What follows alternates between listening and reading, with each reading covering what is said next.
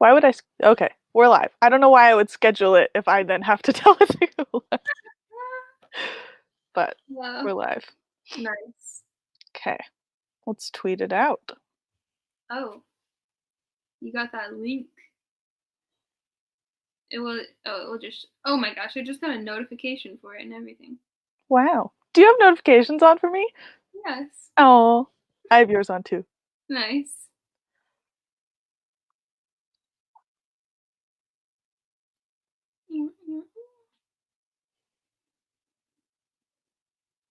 Are you tweeting it from the book club or yours? Oh, I was just doing mine. Okay, I'll do the book club. Okay.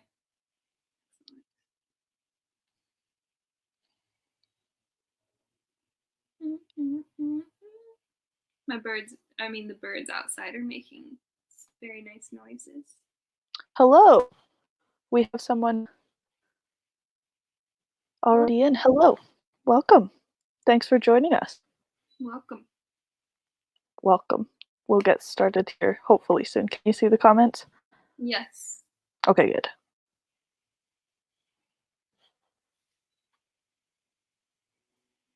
Welcome to the live show. If you have any questions, send them over at any time. We're going to chill for a bit while we wait for people to get in, so ask away. I'll read a scene from The Tempest while we're Ooh.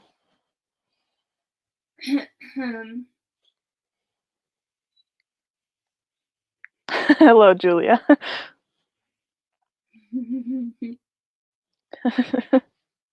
Wash that face mask off, girl. Do your thing. Nice. Shakespeare and such. Good name. What scene are you going to read? I'm gonna read Act 1, Scene 2. Enter Prospero and Miranda. Miranda. Wait, should I say? I'll just do different places. If by your art, my dearest father, you have put the wild waters in this roar, allay them. Did I say that? No. It seems would pour down stinking pitch, but that the sea, mounting to the welkin's cheek, dashes the fire out. Oh, I have suffered with those that I saw suffer. A brave vessel, who had no doubt some noble creature in her, dashed all to pieces. Oh, the cry did knock against my very heart. Poor souls, they perished. Had I been any god of power, I would have sunk the sea within the earth or air. Is that how you say that? I don't know what the word is. It's E-R-E. Ear? Yeah, air, yeah. It should the good ship so have swallowed and defrauding souls within her. Okay, this is Prospero. Prospero? Prospero. I read it as Prospero, but... Be collected. No more amazement. Tell your piteous heart there's no harm done. Oh, woo the day! No harm. I have done nothing but in care of thee, my dear one, thee, my daughter, who art ignorant of what thou art, not knowing of whence I am, nor that I am more better than Prospero, master of a full poor cell, in thy no greater father. More to know, did never meddle with my thoughts. Ooh. 'Tis time I should inform thee farther. Lend thy hand and pluck my magic garment from me. Miranda helps Prospero take off his magic robe. God, it's really funny to me right now. That's fair. So lie there, my art, wipe thou thine eyes, have comfort, the direful spectacle of the rack, which touched the very virtue of compassion in thee. I have with such provision in mine art, so safely ordered, that there is no soul, no, not so much perdition, as an air be tid to any creature in the vessel, which thou heardst cry, with thou saw'st sink, sit down, for thou must know farther. Should I keep going? Up to you. I was about to clap, but if you want to keep going. You have often begun to tell me what I am, but stopped and left me to a bootless inquisition, concluding, Stay, not yet. The hour is now come, the very minute bids thee ope thine ear, obey, and be attentive. Canst thou remember a time before we came unto this cell? I do not think thou canst, for then thou was not out 3 years old. Certainly, sir, I can. But what? By what? By any other house or person, of anything the image tell me, that hath kept with thy remembrance?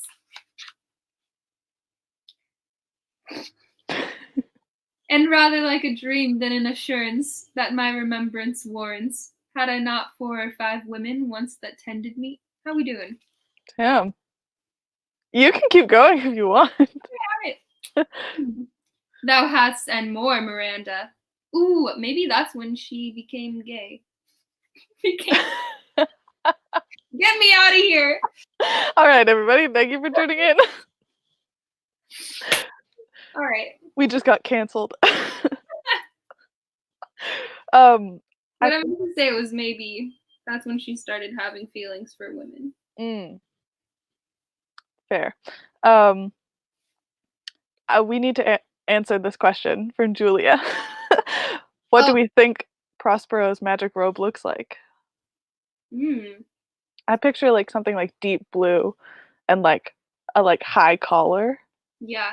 Mm-hmm. I imagine like purple with like a like snow leopard print collar. Ooh, I like that. Oh man, what's going on in these comments? I'm sorry for my ignorance. Oh god, that's funny. We got 8 people. How is everybody? How's everyone faring during this wild time? What does a kid need 5 women for? That's a significant amount. That's a lot of women. Mm-hmm.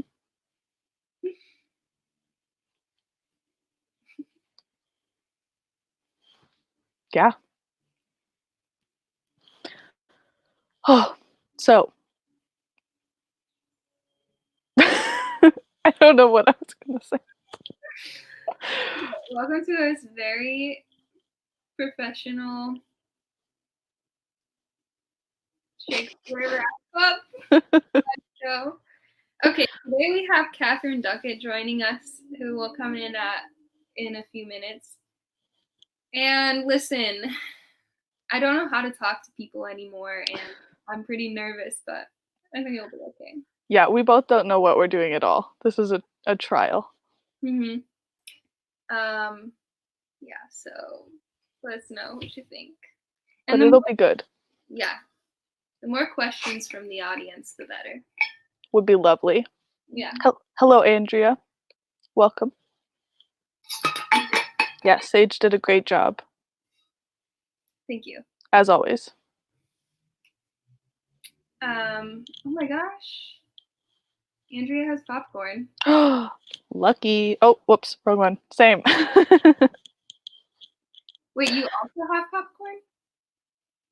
Or do you also not know how to talk to people? Oh. Because same. Oh. Wow, okay, everyone's so supportive in the comments. Thank you. Thank you, everybody. This is very kind. All right, so should we start with our initial thoughts of The Tempest? Sure. Yeah. Full disclosure, it's been a while since I read it. Like I feel like I read it very early in the month, so now I might not have as good of thoughts as I did then, but meh. That's fair. Yeah. I just read Miranda and Milan like 2 days ago. Indeed, fresh in the brain. So we're gonna say I read it in April, but I read it in May. Yeah. No one's counting. Yeah.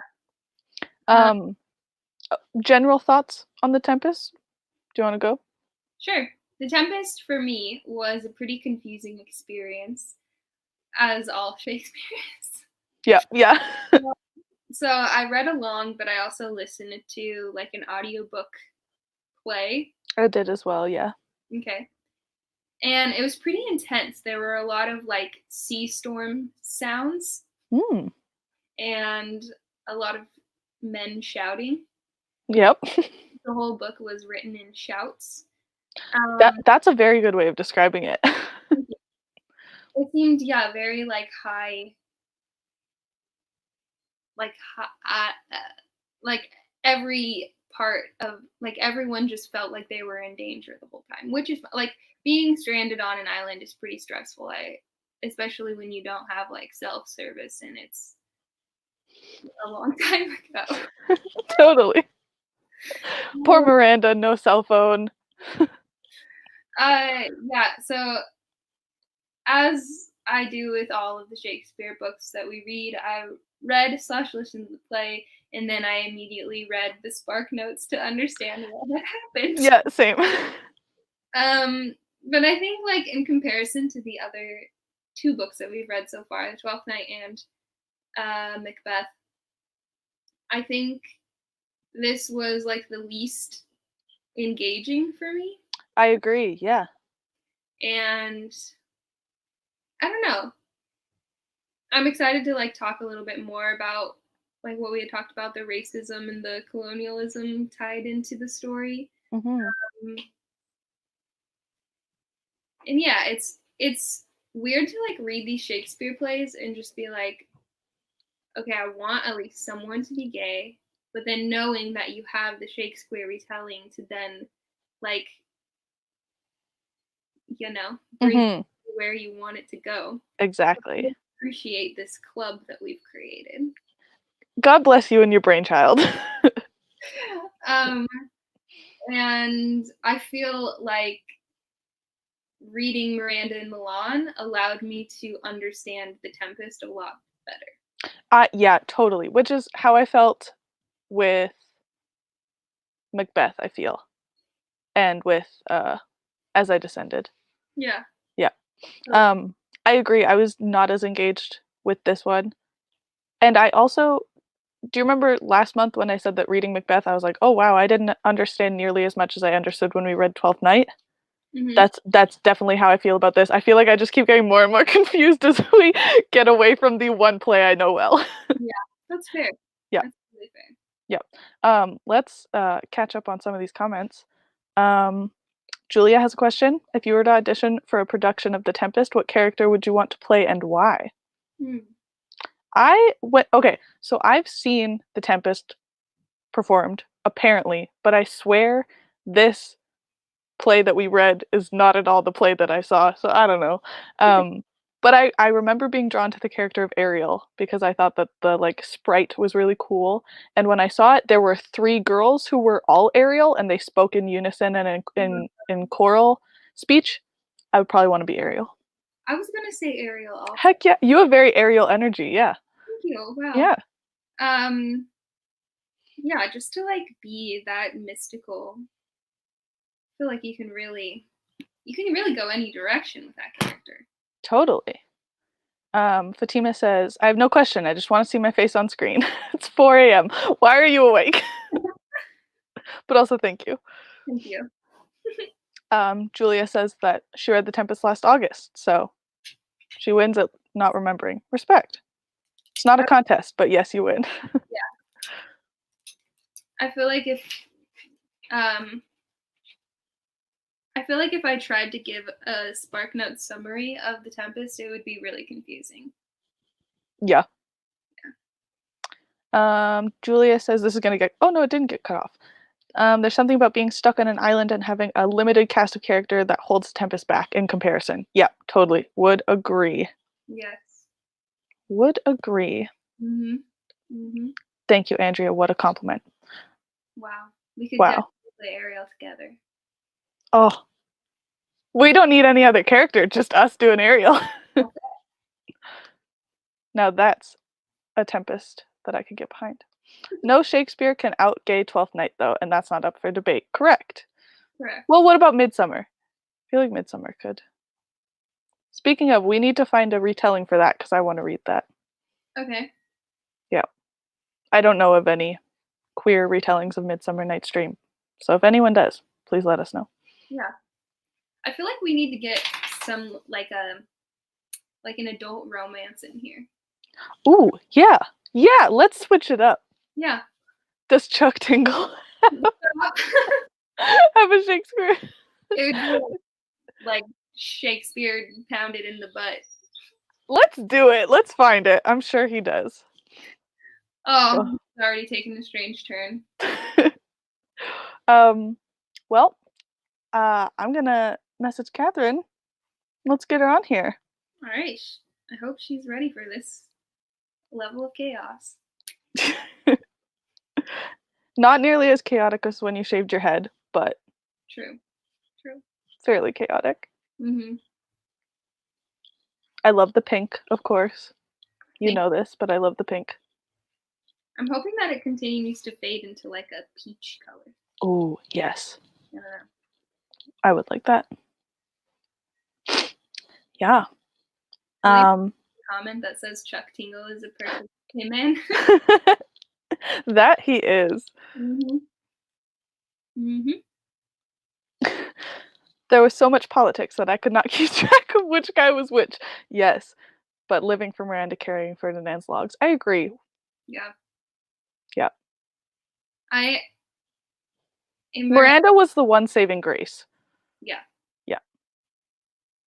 Well, Miranda was also the only female character. Correct. That's why she's the saving grace. Oh.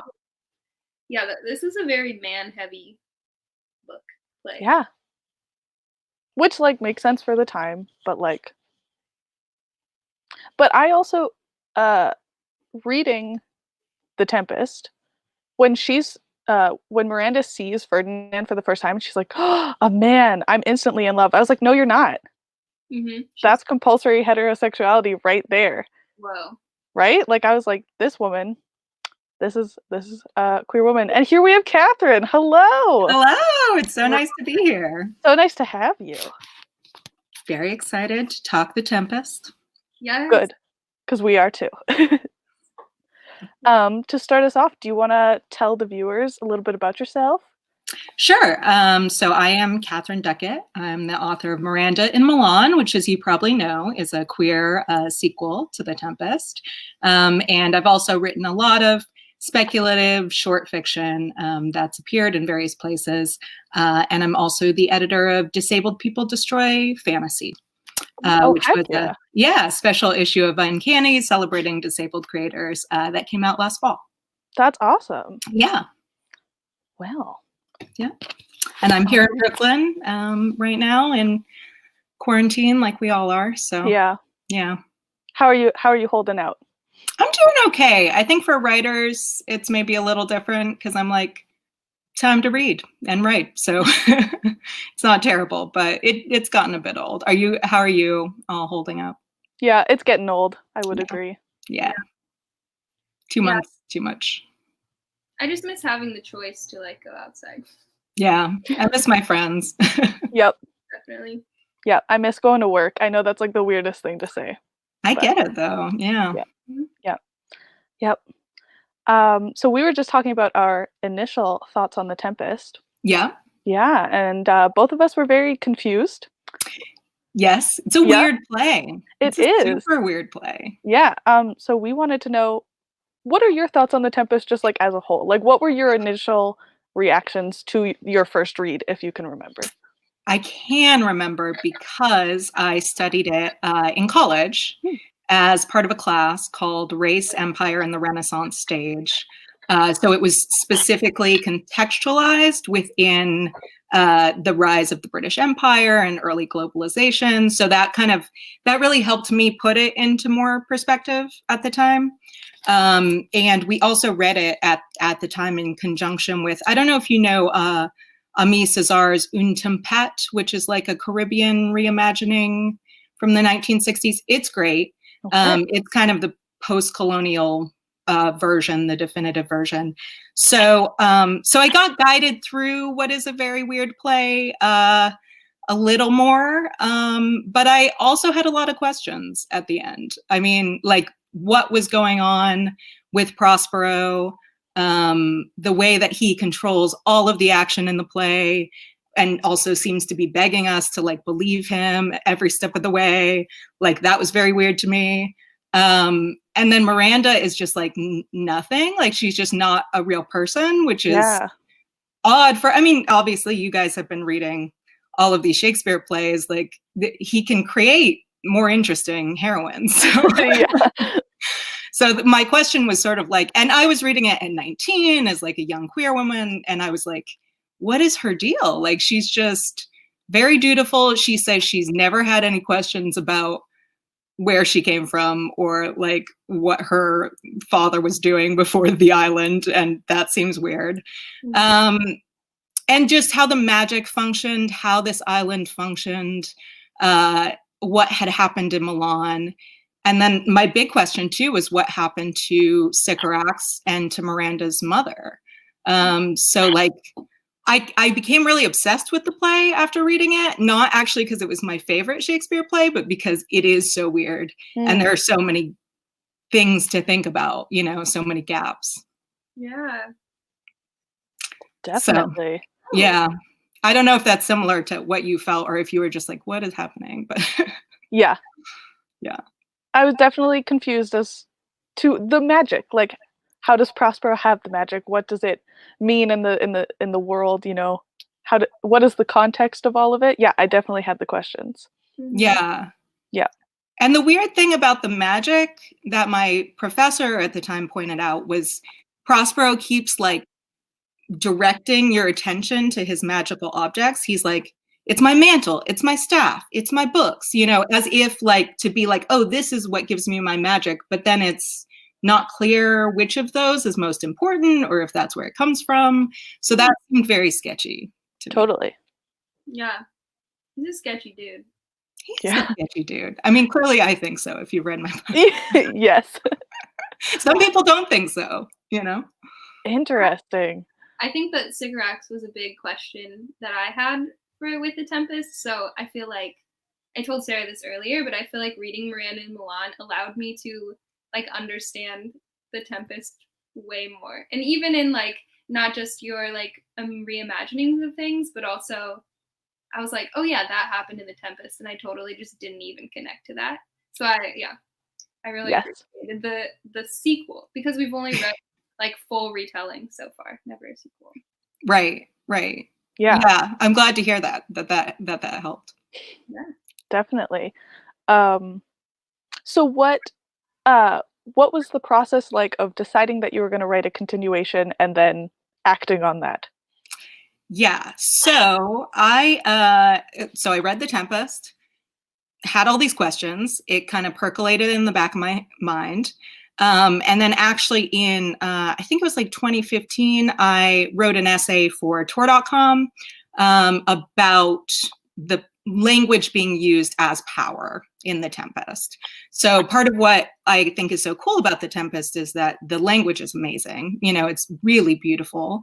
But it's also used by Prospero to control all of the characters. You know, he speaks nearly a third of the lines in the play.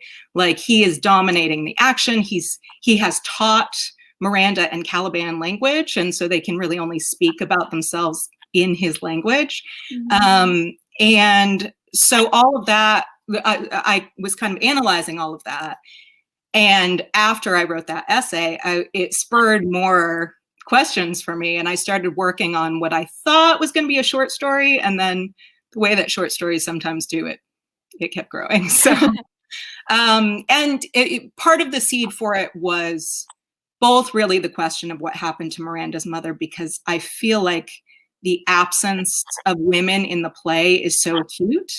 You have Sycorax, who's this presence that's mentioned but is never there. You have Miranda's mother. You also have, I find it really interesting that Prospero's big speech, you know, where he gives up his magic, that's actually directly lifted from Ovid and from the witch Medea, so it's like another woman that he's basically echoing, but who is unseen and unacknowledged within the play. So you kind of have these like magical women around the fringes of the play. And so all of that was a seed for me of trying to get to the root of what Prospero's power is, of what becomes of Miranda after she gets back, because she's just been raised all alone with like a weird wizard father. And she's never seen another woman, which I was, as like a young gay woman, I was like, well, that's interesting. Like, wonder how that would go. Mm-hmm. And so, yeah, so all of that just kind of synthesized for me. And it took me a couple years to get all of the research and the notes together and start putting together a draft. And then I got the chance to go to Viable Paradise, which is a really great science fiction fantasy workshop, and get some time to really work on it. And it didn't take long after that for everything to come together and for the book to get sold and get out there. That's awesome. Yeah, yeah. Cool. Sage, do you want to ask some questions? Yeah, wait, okay, yeah. So going off of that, why did it, like, what was the, like, big importance for you to have Miranda's mother, like, included in your story, but also, like, come back with a vengeance? Yeah. Well, I think, so my frustration with the Tempest is that there's, like, no actual obstacle to Prospero getting what he wants. Like, he wants a thing. He's like, okay, I've conjured up this storm to like get these people here and get this thing. But like, he is totally in control the whole time. There are very minor threats to like his power and his plotting, but none of them are very serious. And in the end, you know, he's still totally in control. But you keep almost expecting something more serious to happen, and expecting someone to confront him and really, you know, match him. The way that Sycorax is described and the fact that they're on a magical island, you're like, maybe she'll turn up. Like, I don't know. We don't really know what happened to her. Like, but interestingly too, the Tempest, it has a lot of sources, but one of its sources is a folktale called The Magic Flight, where a young man, so in this case, a Ferdinand-like figure, falls under the power of a sorcerer and then falls in love with the sorcerer's daughter. So Miranda, basically.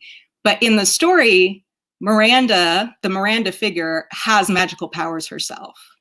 So when Ferdinand is given these like impossible tasks, like moving the logs, she helps him do it magically. And that's like how they overcome her father.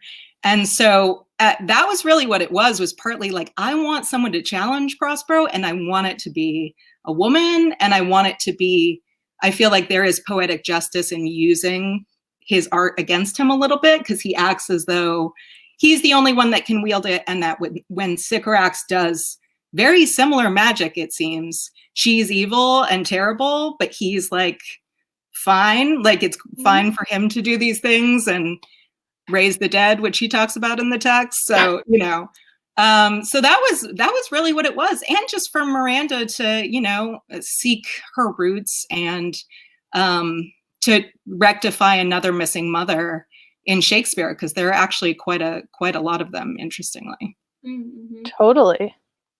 I feel like this is a good segue here to Julia's question. Julia would like to hear more about the process of fleshing out Miranda and discovering who she was, considering how little we get from her in the play. Oh, interesting. Well, I mean, a lot of it was, I did some looking at Shakespeare's other heroines, his more interesting heroines. I love Beatrice, I love Rosalind, you know, I love Viola. There are all these characters he's created that are these really interesting young women. So I did look at those characters for inspiration, but I feel like Miranda is coming from a very particular history. And so I ended up kind of delving into the psychology of what would actually be happening for someone who had that history, you know, who basically had been told, this is the way the world is, and it's only as big as this island, and, you know, listen to me, like I'm the ultimate authority, and then gets out of that and realizes that's not true, and starts talking to other people, and in particular other women, and comparing experiences and notes and sort of going, huh, okay. So a lot of that was imagination. It was also delving into Milan at that time and delving into what life for women would be and how isolated it often was and how confined, and creating the character out of that. Gotcha. Yeah, thanks, Very Julia. fascinating. Thank you, Julia. Do you have any other questions that segue into that, Sage? Well, not that are related to that, but well, kind of actually. I'm very curious about Dorothea. Is that how you say it? Dorothea, yeah. Oh, Dorothea as a character, and I'm wondering just like where the inspiration for her came from, if it was also Shakespearean influence, or if it's like someone from your life, or how that. Yeah, I mean, partly it came from the Tempest, because again, that absence of Sycorax, I really felt like there needed to be a woman of North African descent in the play. I was really, or in the play, in my book, because there's not in the play. And so I was really interested in exploring how histories are shaped and lost. So Dorothea, her mother was a poet, a very prolific poet, and we learn in the story that her manuscripts at a point were burned, which was a real part of the history of the Iberian Peninsula at the time. Over 1 million Arabic language manuscripts were burnt in these bonfires to try to root out that history. And so I wanted to find ways of speaking to that loss, but also having a character on the page who could speak for herself, could speak for her mother, could make sure that her mother was remembered. And someone who I think has seen a lot of the world. She's traveled quite a bit. She's excited about the world and always interested in it, but has also seen that it can be pretty terrible, and has started to become jaded with that, and is trying to, I think, figure out how do you exist in this world, and how do you exist in this world as a queer Moorish woman. You know, that's not easy, and it comes with these compromises that, you know, you might go into that thinking, oh, that's going to be fine, and then you realize how painful that is to live out that life. So that was sort of the root of her, was that inspiration from the play. And then she just really took off, you know, as I started doing some research and letting her interact a bit with Miranda as I was writing. Cool. Yeah. Going back to your explanation on Miranda, I just want to highlight this comment from Andrea. Echoes of Prospero being a cult leader and Miranda having been raised within that and then leaving. That is the exact thought that I just had as you were speaking. Do you want to talk a little bit about that? Was that like inspiration at all? Yeah, I think I was thinking of it in terms of also being in, you know, an abusive household, basically, which a cult situation would also be. Like whether in the play, Prospero is kind of, he says, and a lot of the interpretations are that he's kind to Miranda and he fawns on her, but I didn't really take that away. He's constantly telling her to like sit down and shut up and listen and obey. And regardless of how he treats her, all she's seen from him with anyone else who's present is violence, you know, and that would have serious effects on her and her perception of the world.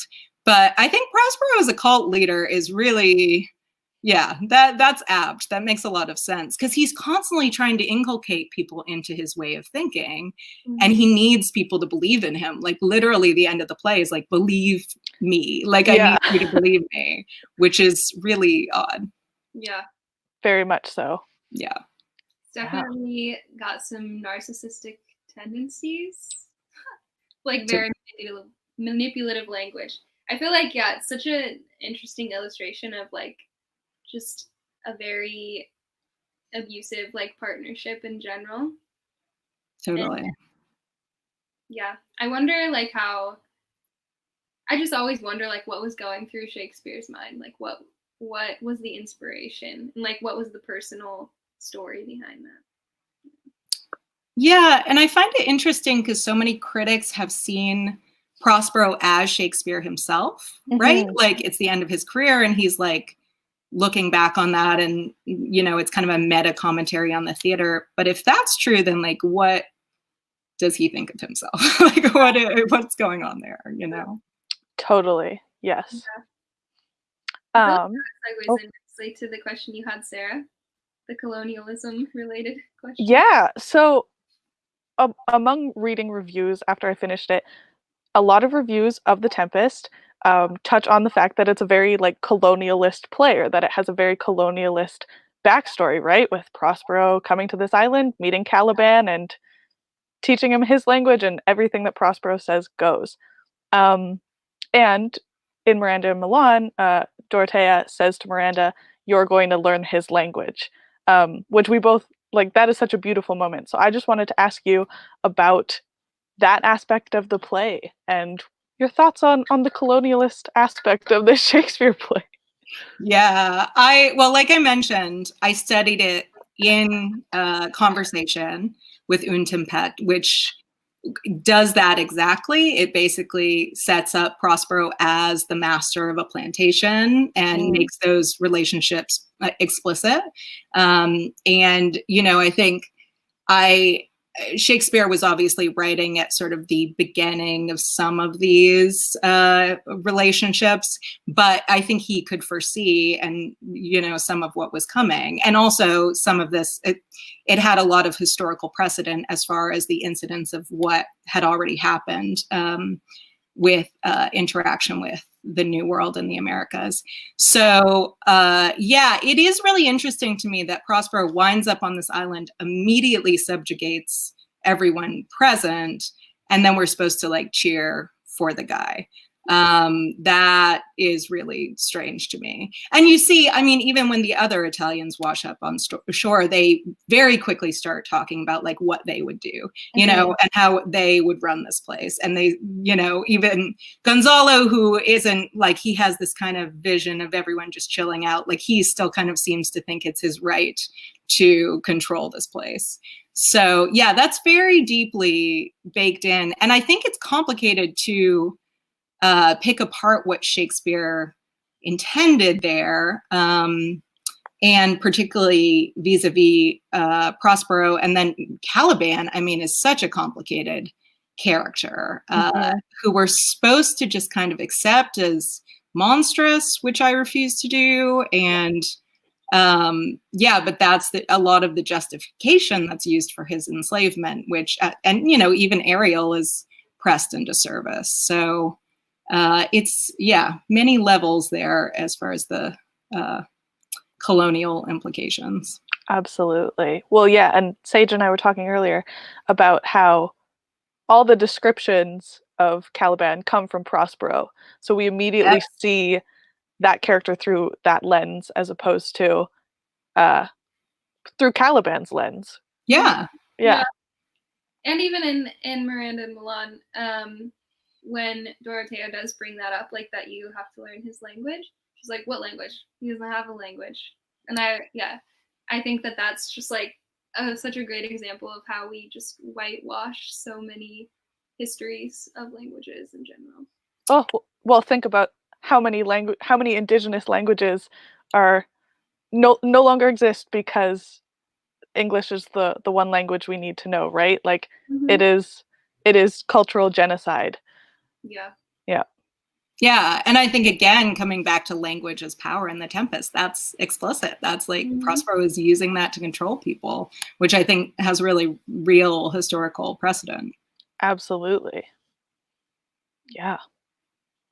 Do you find the other Shakespeare plays to be like as I don't know how to word this, but like as politically like juicy? Interesting. I mean, you have like, you do have the histories, and you also have like Macbeth and Hamlet, where you have a lot of political machinations, but they're not really speaking as much. Sometimes they're making oblique reference, you know, to things that are actually happening. But this, I really think, spoke to a very particular moment for Britain, where it was starting to get sort of this expansion of what, you know, the interactions it was having as an entity. And you can see that, you can see all of that, and you can see working through all of that. One of the other plays that we read, well, so we read 2 other plays in that course that I took, and Othello was one, which also obviously has a ton to delve into as far as that's concerned. And then The Merchant of Venice, which also has many, many layers of that. And I think a lot of these plays are about an anxiety that England had at that time, which was about conversion and assimilation, and whether it was possible to convert or assimilate people into English society, and how that would be done, and if that's even what you should be doing.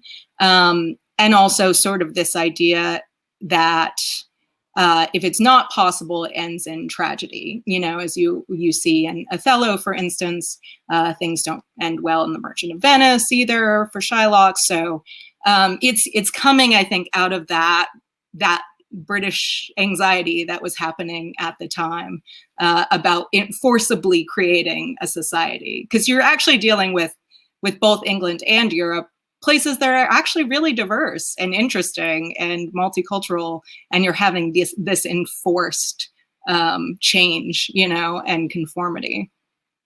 Totally. On the topic of other Shakespeare plays, so you said that The Tempest isn't necessarily your favorite Shakespeare play, but it's the one you had the most questions about. What do you consider your favorite play of Shakespeare's, if you can pick one? Oh, that's hard. I feel like I have to break it down into comedy and tragedy. Totally fair. Okay, cool. Well, I, like most gay theater nerds, love Twelfth Night. Of course. Yeah. Love it. It's great. And for tragedy, I mean, I really love Hamlet. I do, you know. I know Hamlet's can be kind of annoying as a character in person, but there's a lot of great writing in that, and I've seen some really great stagings of that. Oh, absolutely. Yeah. Two classics. Can I ask you? I'm sure you've said on the show before, but I'm curious. Of the small group of Shakespeare that I've read, because I haven't read a lot, Twelfth Night is by far my favorite. It's the one that I understand the most and the one that I connect to the most. Awesome. Yes.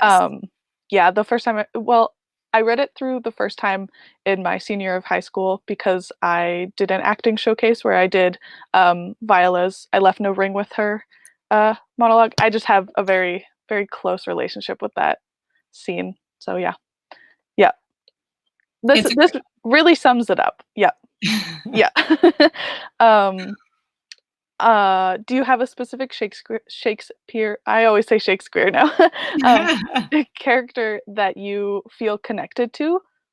Ooh, interesting. I really like, I think I mentioned before, but I feel connected to Rosalind. I really like her. I feel like she's feisty and interesting, and she goes off into the woods and disguises herself as like a forest youth and calls herself Ganymede, which I could see myself doing. Like, she's just very cool. And yeah, she's when I've like read the plays, she's one of the characters that I've really been like, yes, this is, I can visualize this person, and she really pops off the page.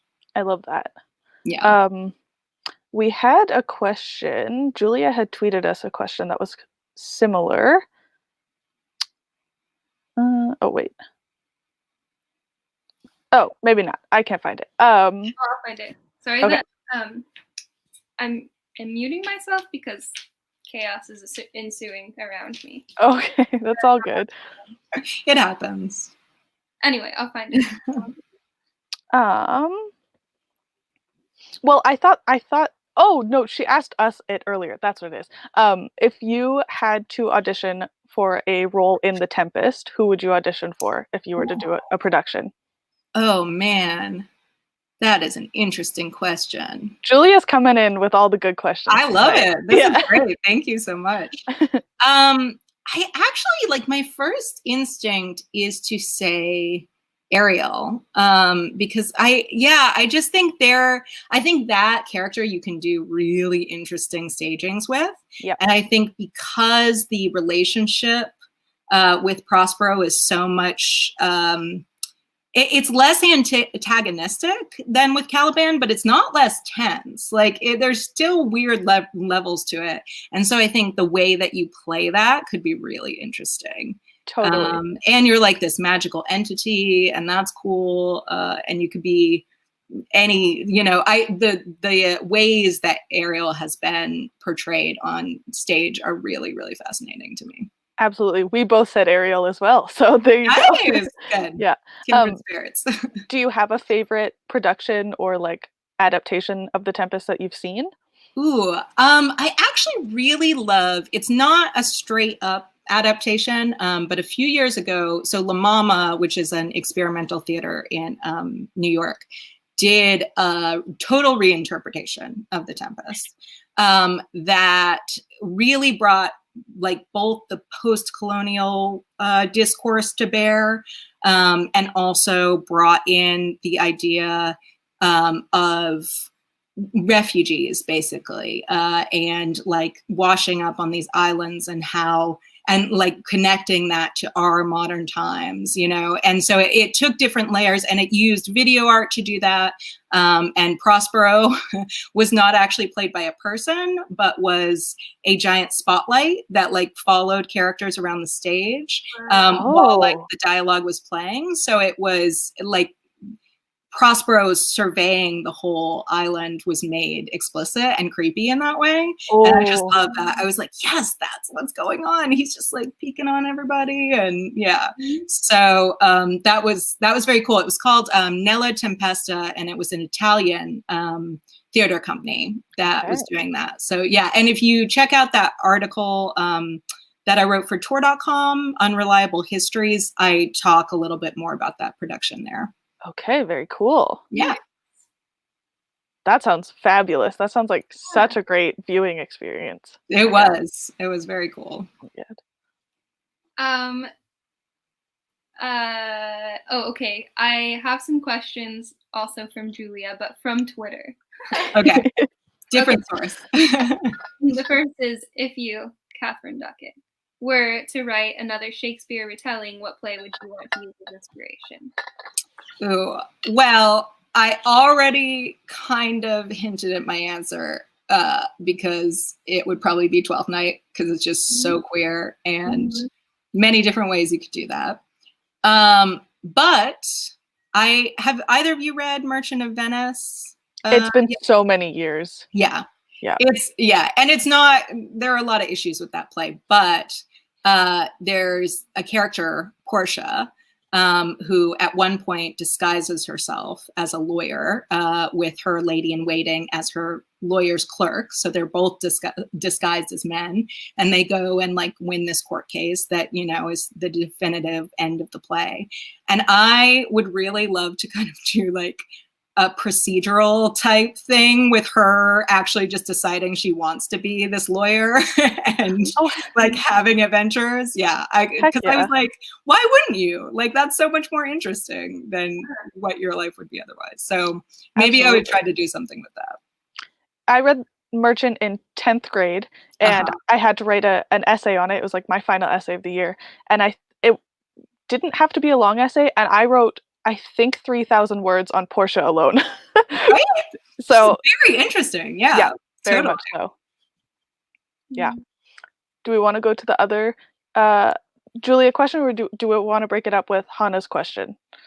Oh, Hannah. Yeah, we got a question from Hannah. Shout out. Hannah would like for you to talk about the differences between writing an adaptation with historical weight versus writing original fiction. Ooh, that's interesting. Of course, Hannah would come in with an interesting question. Of course she would. Yeah, I think they're very different processes, obviously, and there are pros and cons to each. I found it in some ways easier to get started on Miranda and Milan because, you know, I knew what I was working with. And so there are some enabling constraints as far as the world, you know, and the vague time frame that you're working within, even though we don't know exactly like what Shakespeare intended as far as the historical era. but I think then you are constrained by what's come before and by this work. And so you can't just say, well, I just want to totally rethink this character or ignore that part of the play. I mean, I think you can do some of that. And I did try to do what Shakespeare would have done, which is he pulled from a lot of earlier works and totally remade them and reimagined them how he wanted to. So I am, like, right now I'm working on a piece of original fiction, and I am finding it liberating, I think, to be able to go in any direction that I want after having written Miranda, but I also am finding it scarier because it sort of could go in any direction. You know, you don't have a road that you're keeping on. It's all your brain and the world that you're creating. So I think that there are, as I go forward, I may end up sort of alternating that process a little bit. Awesome. That's so interesting. Yeah, a writer brain is a weird place to be. Very true. Next question? Do you have it? Yeah, we've kind of, I feel like, talked about this a little bit, but the other question from Twitter is a question for all of us, including Shakespeare's. So Shakespeare's plays have a lot of subtextual gay men, but which of his female characters, other than Miranda, would you argue gives off the strongest women-loving women vibe energy? Yeah, I mean, I think Olivia, obviously, is pretty strong. Yeah. Pretty strong there. Rosalind has a very queer energy, but she's with her cousin for most of the play, so that's like not a direction I want to go in. But she but I said, you know, like calling yourself Ganymede, who was like Zeus's lover, is like, all right, you're pretty queer. Like, bring in the queer here. So yeah, those are probably the ones that spring to mind. What do you both think? She said other than Miranda, but I just want to say that when I read Miranda the first time, I don't know if you heard this, I think I said it right before you popped in, but when Miranda was introduced in The Tempest and she sees this other man for the first time and immediately falls in love with him, I was like, oh, that's very suspicious. That's not. And then she's like, oh, this is what a man is. Obviously, I must fall in love with him. I was like, that is the most textbook, like, closeted lesbian thing I've ever heard. No. Yeah. That's what I thought too. Yeah. I was like, you just ain't seeing a lot of the world. Yeah, exactly. Which, this is like a weird thing to connect it to, but have either of you seen Stranger Things? I've seen the first season. Okay. So 11 lives in captivity for all of her life. And then she ends up falling in love with the very first young boy that she interacts with, and then every time she sees another girl interact with him, she gets jealous and like angry, which when watching it was like, how would she know to feel jealousy towards these other women when she hasn't been around women or other people in general? So Miranda gave me very much that vibe, where I was like, you have no reason to feel that way about that man. You don't know anything. No. Yeah. She doubles down hard on it, but you're like, no, like, hold on. Like, you don't have to settle just because he's the only person on the island. But she's a teenager, and in Shakespeare, especially, teenagers are just like super hormonal and like, I see you, I love you, like, let's do this, you know. Absolutely. It's kind of their thing. Romeo and Juliet. Yeah, right? Yeah. Come on. Yeah. Comment it. So I don't know if we found this yet, but if there is a female romance involving Juliet herself, I think that would be very just the passion involved. I feel like if that were directed at another woman, taking U-Haul to the next level. Yeah, maybe instead of each killing themselves, they just like move in together within a week. Absolutely. This is what we need to do. I think we have another one on the list to write. Yeah, let's do it. Yeah. Collaboration. Yeah. Are there any other queer Shakespeare retellings that you've read personally? I was going to ask this as well. Yeah, I was trying to think if I have a more extensive list. The one that stands out to me, because it's also a sequel to The Tempest, is Foz Meadows, who is an excellent writer, also wrote a novella actually called Coral Bones. And it was part of a collection of Shakespeare reimaginings. I think it was called Monstrous Little Voices, the collection. But yeah, that's great because it takes the story in a totally different direction, and is playing much more with gender than sexuality. And yeah, it's terrific. Because I think The Tempest is like something. Oh, who is this? We have a visitor. Hello. Do you have a question? Sorry. No, I'm thrilled. I want a dog so much, so this is great. It's a great visit. They're the best. I totally blanked on what. I'm sorry. No, dog enthusiasm. Are there any queer retellings that you know of that you haven't gotten to yet, that you are on the radar, or anything like that? Yeah, I don't know if anything is totally coming to mind. I don't. I've spent a lot of time like having my radar pinged every time something around The Tempest comes up, but like not necessarily the wider world of Shakespeare. Though I'm probably just forgetting something. Since Katharine, I know this really great book club that you should join. This is the thing. I'm going to tune in all future viewings. I'm so glad that you're both doing this because I wanted someone to be doing exactly this. Nice. So, yeah, this is great. That fills our hearts with joy. It's all Sage. It's all because of Sage. So, but no, it's all because of you. No, you had the idea. I had the idea, but you had the initial words, and then you had the pun. So this is true. The pun is important. The pun is important. Julia has a great point back to the what woman seems most queer in Shakespeare. Rosaline wants nothing to do with Romeo. This is very true. Yeah. And we never get her story, you know?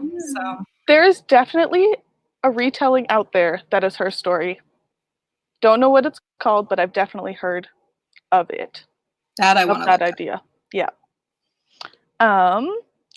We have a question here. I don't know if this is out of place, but what do you think about the tension between Hamlet and Horatio and Mercutio and Tybalt? Oh, Mercutio and Tybalt. Get out of here, obviously. Yeah, obviously. Yeah, and Hamlet and Horatio also, I feel like this might just be Tumblr referring to them as gay Danish boyfriends, but I'm like, yes, 100%. Also because Hamlet, like I said, Hamlet can be very annoying with his existentialism, but also I think you're just an angsty gay, maybe. Like maybe that's what's happening. And you just gotta work through it and talk to your boyfriend and like you'll be fine. Absolutely. Yeah. But I agree, those are absolutely two pairings that we need to explore. Mm-hmm. Another question from Andrea. If you were to write another historical fiction / fantasy, what time period would you like to explore? Ooh, that's interesting. Yeah, because I started with the Renaissance because that's a time period I'm really fascinated with. I think actually too, I'd love to look at the 1920s, specifically, I think the queer scene that was emerging in New York at that time, and the development of the community that's now in Fire Island. And it's like there's so much we have better historical records on all of that, obviously, than we do on queer life in the Renaissance. And that's another time period that I find really fascinating. And it also has the tension for me that I like with historical fiction, which is both, oh, this is a really cool era and I'd love to explore it, but also like, let me think about putting myself there as a queer disabled woman and like really work through what that would be, because it would not just be as easy as, showing up and it going well. Absolutely. Yeah, so that's probably the time I'd want to explore. Fascinating. you said you're writing original fiction right now. Do you mind if I ask like what genre it is or like what realm it lives in? Yeah, it is contemporary fantasy. Yeah, and it's in the works. I don't know if I want to share too many details at the moment, but Totally. yes, generally contemporary fantasy, non-Shakespearean, all in my head. So Gotcha. Very yeah. cool. Need a Juliet Rosaline telling in my life. So Julia has let us know that there are two retellings with from Rosaline's perspective, but apparently she gets with Benvolio in both. Okay. All right. Okay. And then apparently Juliet and Rosaline are likely, but maybe not canonically cousins. So maybe we don't want them to get together. Right. Yep. Maybe like fourth cousin. Maybe it's fine. We don't know. Who knows? We can make it up. Any other questions? Do we have any more questions? Sage, do you have anything that you had written down that we didn't touch on yet? I don't think so. Sorry, now it is in the live show. Totally okay. This is wonderful, though. It's very soothing. It's kind of like an ASMR video. Love it. Or does anyone have any more questions to ask in the comments? I did just have a thought, and now it is gone. Oh, go ahead. I really enjoyed the reading experience of Miranda and Milan. Oh, thanks. Yeah, I feel like there's something really interesting about like the atmosphere written in it, especially when they were like sneaking through the tunnels underground. And I don't know, I feel like for me, like the kind of the atmosphere of the Tempest, which was very like kind of like stormy, and it just felt like very dark.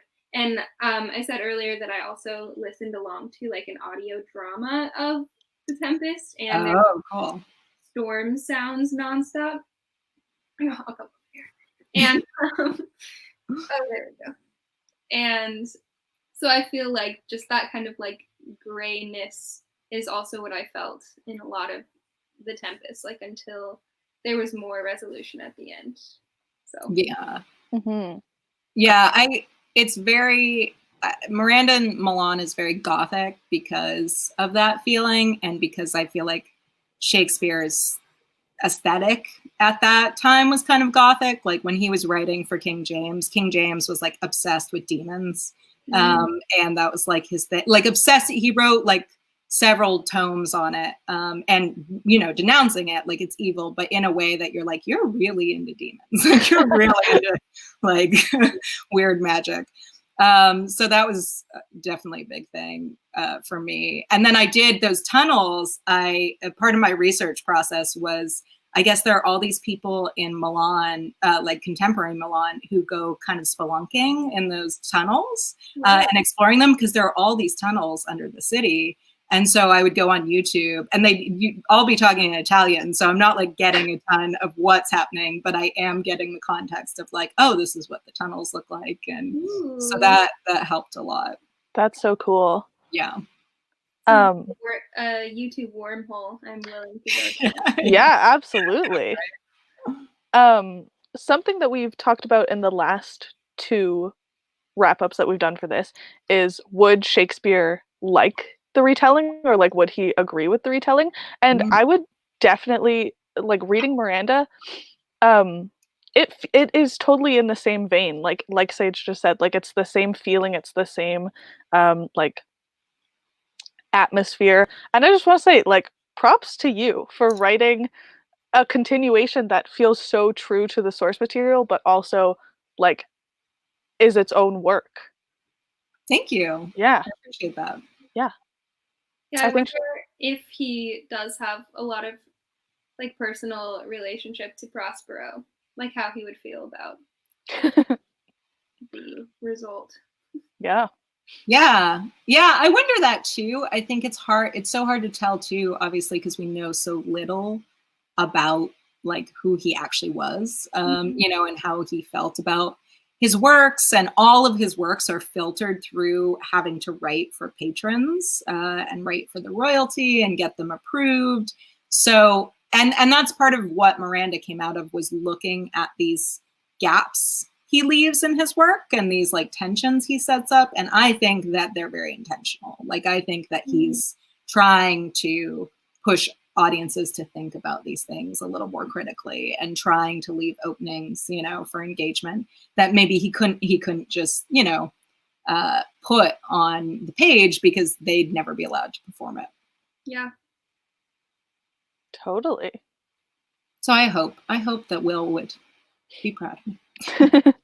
I'm sure he would. We haven't had any other questions come in, but I want to ask, what are you reading right now? Ooh, I actually, for some reason, decided to reread Jane Eyre during this time. I think I just wanted something like long that had nothing to do with our times, and it's been great for that. So yeah, that's been my go-to read for the last few days. Very nice. I don't think I've ever read Jane Eyre.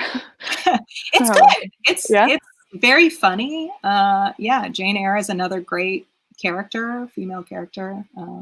Yeah, I recommend it. It is long, so it's a commitment. But hey, we got some time, I guess. It's a good time for it, yeah. Yeah, definitely. Yep. What are you both reading right now? I finished 2 books today somehow.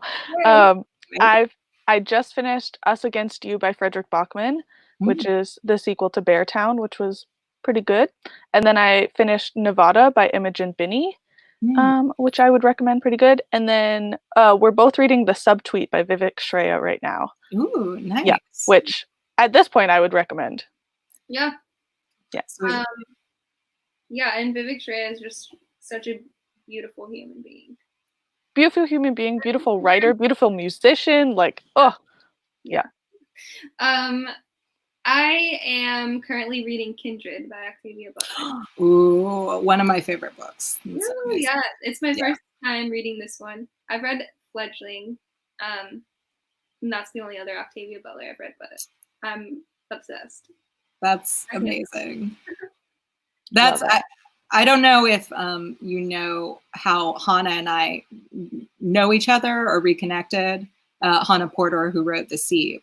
But we went to college together, and then later we met because she co-founded an organization called the Octavia Project. So after Octavia Butler, that uses science fiction and fantasy to like empower teens. So yeah, I love it. I love the Octavia Butler thread. Yeah. Amazing. And I didn't really catch on to Octavia Butler until after I had read a few books by N.K. Jemisin and like just the inspiration there, and like realizing that fantasy and sci-fi could be written in a way that like addressed such larger issues. Yeah, it's just like so amazing to read and experience. She's incredible. So good. I have never read an Octavia Butler, which I am greatly embarrassed by, genuinely. But I asked the other day for feminist sci-fi recommendations, and like everything that I got was like Octavia Butler. I was like, okay, I'll get on it. Yeah. Gotta do it. Yeah. Here we have a comment from Andrea who says that Miranda and Milan was so redemptive. I love that Miranda and Dorothea got the ending that they did. Agreed. Yay. I'm glad. We love happy queer endings. I know. I was just going to say, I personally am so over queer tragedy that I just can't. Aren't we all? Just not. Let them get together. Let them actually have a relationship, please. Yeah. Marry your gays instead of killing them, please. Yes. Yep. I'm here for that. Yeah. Julia says, Jane Eyre has its ups and downs as a story, but I always say she's the fictional character I relate most to. I love that. Hannah says that you have to read Lilith's Brood, Sage. I will. If Hannah says it, it goes. So yeah. Must do it. I take most of my recommendations straight to the heart. We took this one, and thank God that we did. Yeah. Very true. Yeah. Well, I have no other questions. This has been fabulous, I would just like to say. Great. I'm glad the first guest appearance went well. I know this was a new experiment, but Hey. Yeah, thank you for being such a great guest. And thank you for inviting me. This was really lovely. I love the chance not only to get to talk about Miranda, but specifically in a queer Shakespeare context. That's like, it's all my dreams. Of course. Yeah. Any final remarks? Go read it if you haven't. Yeah, if you're here and you didn't read Miranda or Milan, get on it. We're in isolation. You can do it. Exactly. It's short. Did y'all know that? I didn't. Yeah, it's short. It's a novella. Yeah. Bang it out in an afternoon. That's what I say. Yeah. Okay. Well, if no one else has any other final thoughts, we might wrap it up. What do y'all think? That sounds good. I have a pint of ice cream that my wife is waiting for me to eat with her. So she's been very nice. What kind of ice cream? What flavor? It's mint chocolate chip, and it's specifically, I think it's Adirondack. It's this really amazing brand that we're obsessed with. That's been sold out recently, and we just got it. So we're like, yes. Oh, it's a special treat. Oh yeah, it's gonna be great. Love that. I hope you enjoy that. Yeah, I'm pretty sure I will. All right. Thank you for tuning in. Yeah. Hope y'all had fun. Thank you for the great questions. Mm-hmm. And yeah, if you have retelling recommendations, please send them to us because unfortunately we might run dry and we don't want that to happen. We have like 5 more, I think. Yeah. Thank goodness we do this bi-monthly. Yeah. People just have to write more too. This is true. Yeah. This is true. Mm-hmm. Oh, thanks for the book, Catherine. This is the person that you sent the book to, and we were just saying that was like the sweetest thing in the world. Oh yeah. Oh, I'm glad. Oh yeah. I was like, I have extra copies. There's no reason to go without it. So kind. Oh, and what a nice surprise during isolation. Mm-hmm. Bring in some smiles. We all need good books during isolation. So this is true. This is true. Okay. Well, I think that might be it. Thanks, everybody. Oh, for the hosts, what is our next book? Uh-oh. I don't think we've... Let's look at the list, because I don't think that we've decided. Okay. Depends on what... I mean, do we want to decide this now? Do we want to put out a poll? What do we want to do?